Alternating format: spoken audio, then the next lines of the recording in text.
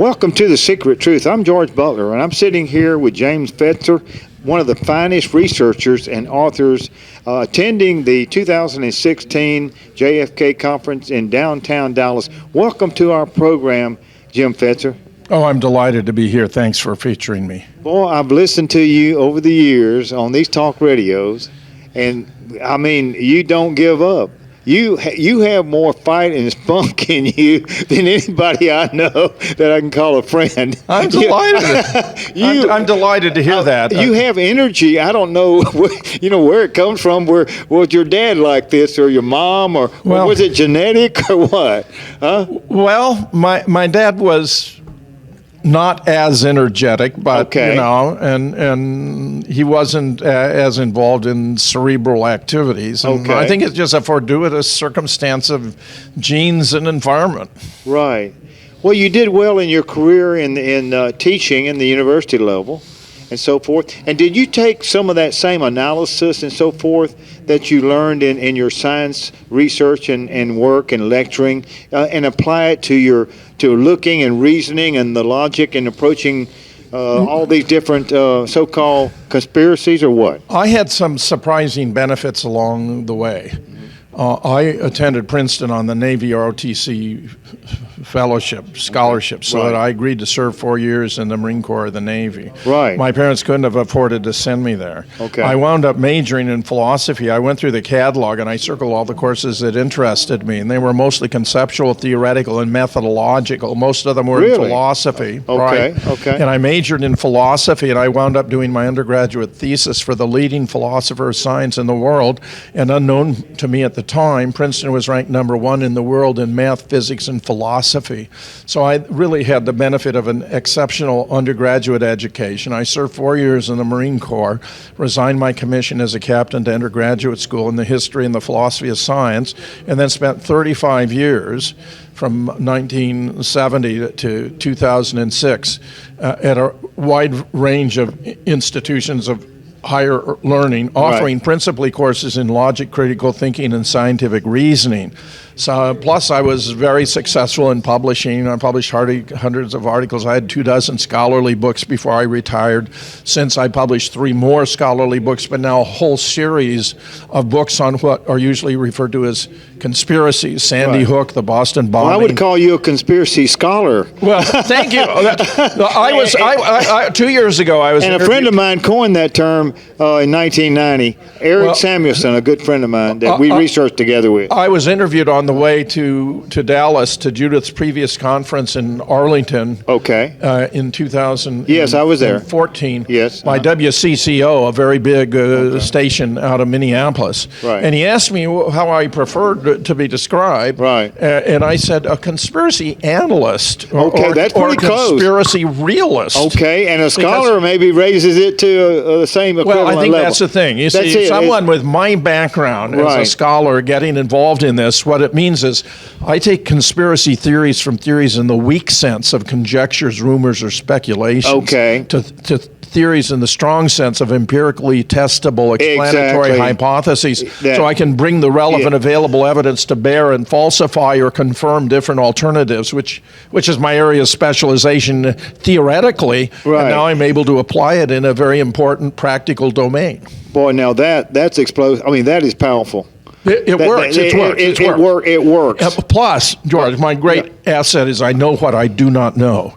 So I bring in experts in all the fields where I'm not an expert. I brought in a world authority on the human brain who is also an expert on wound ballistics, a PhD in physics who is also an MD, an expert in radiation oncology, so he knew how to read x-rays, a physician who was actually present in Trauma Room 1 when JFK's moribund body was brought in, and then 2 days later was responsible for the treatment of Lee Oswald, his alleged assassin.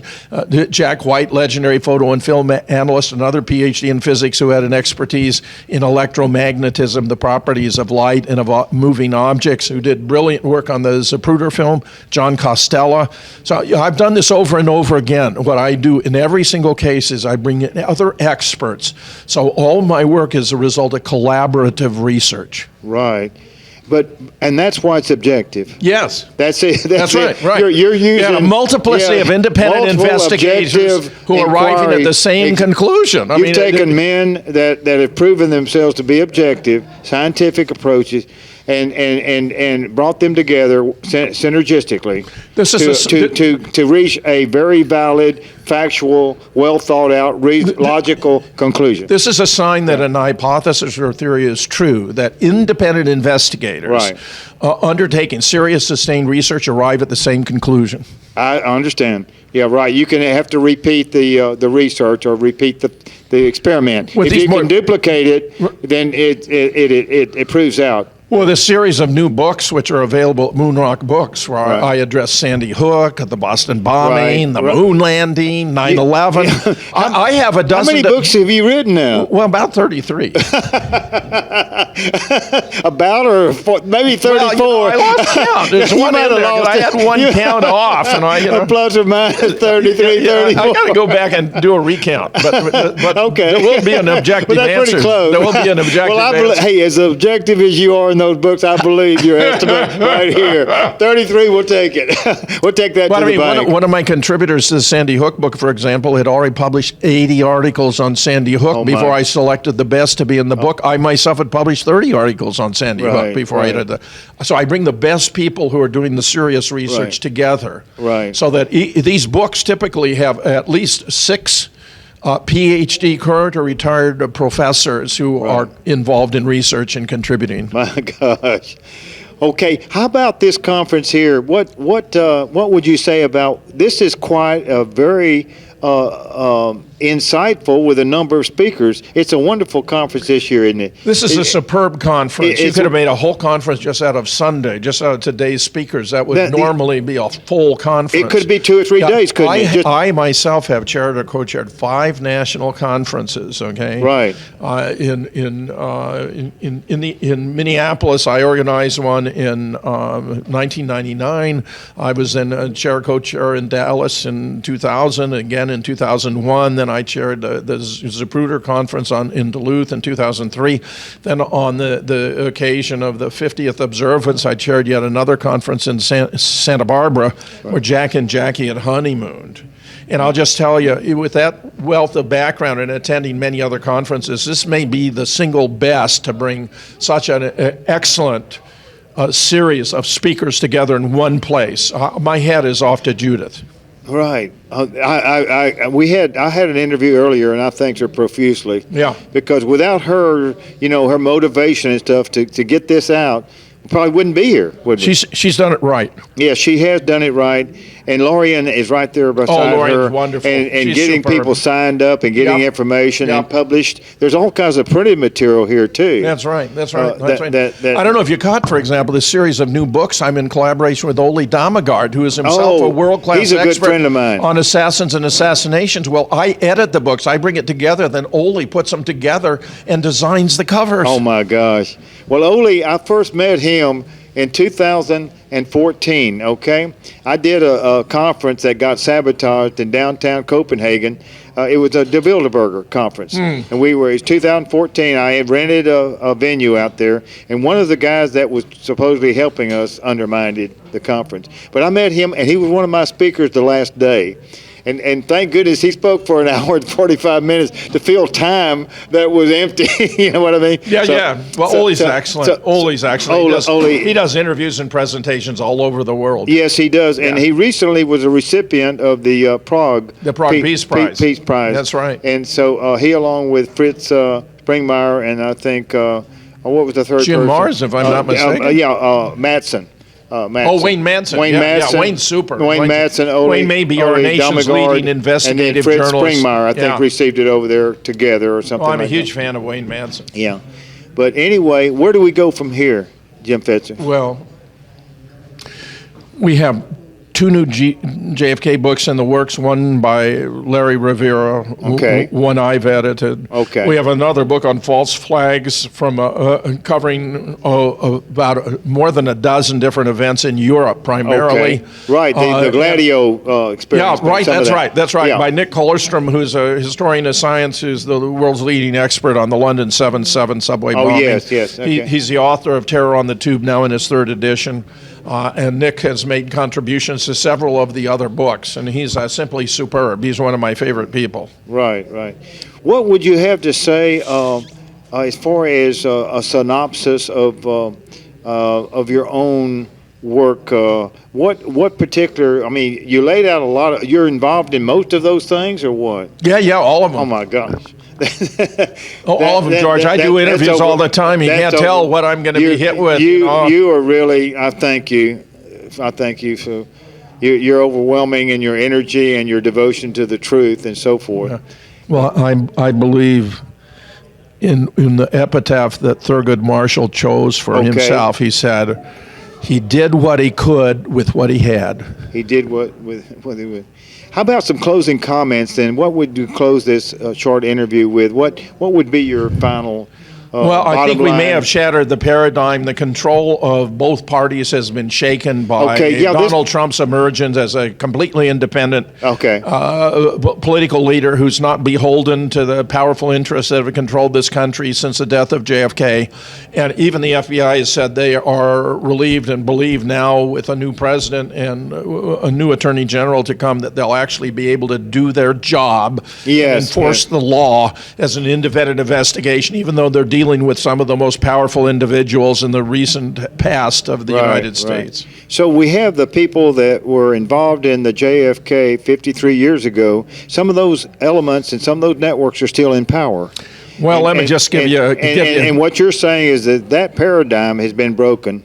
Right, and they overwhelmingly oppose it. But let me... And many voters out there sense that, whether they knew the details or they had a gut sense, they went there and took action at the polls, didn't they? That's very discerning. They voted with exactly right. They voted with their gut. And they made voted the right with their decision. gut They and made the right decision. said, this is wrong, we're going to put him in. And it exposed the hypocrisy of the press. Everyone was saying that Hillary was a shoo and Trump couldn't win. Why would you even bother to vote? Fake polls out there. Yeah, if you want to know fake news, because they're trying to attack the alternative media, you'll find it in the New York Times, the Washington Post, ABC, NBC, CBS. But you know what? That's not going to fly.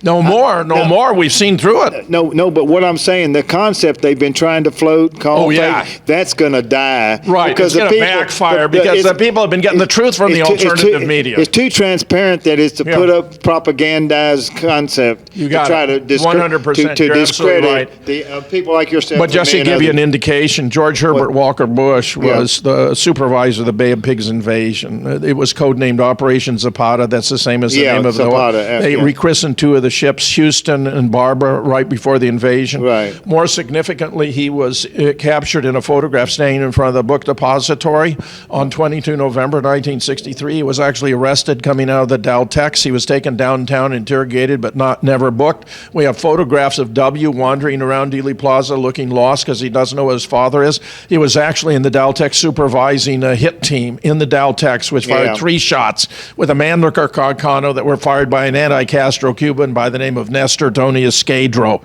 George Bush was there. And for those who want to know more, check out the article, Did George H.W. Bush Supervise a JFK Hit Team? By Richard Hooke, H-O-O-K-E, to which the answer is emphatically yes. And the Bush crime family, together with the Clinton crime family, have been corrupting the American political system ever since.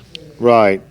More that's powerful statements, and I must agree with that because I've studied this for 30 years myself, and the world system. You know what I mean? I guess it comes. Yes. And you have to deal with the power bases and the trilateral and the Council on Foreign Relations and all these other things. But you've seen to the core of the beast, so to speak. I want to do what I can to bring the truth to the American people. I got into this because I discovered that the editor-in-chief of the Journal of the American Medical Association back in 1992 was trashing everyone who'd done serious research on the assassination of JFK. And it struck me that if somebody of his level of distinction would abuse his journal, where I had a tremendous amount of editorial experience already, perhaps some of us with special backgrounds and abilities ought to become involved. And that was what initiated this entire journey that you are seeing laid out before you. Moonrock books, all the presentations, all the radio shows, all the interviews and everything else. I'm doing everything I can. The American people are entitled to the truth about their own history. Well, Jim Fetzer, thank you. That there's no words that we can show our appreciation for what you've done. Well, there's no words to describe it, I don't think. Well, you're terrific. I'm speechless because thank you is not enough. Okay? But thank you very much anyway. Thank you anyway. Okay, thank you very much. Wonderful. Okay. Good night, everybody in the viewing audience. We appreciate your time in watching this presentation. Good night.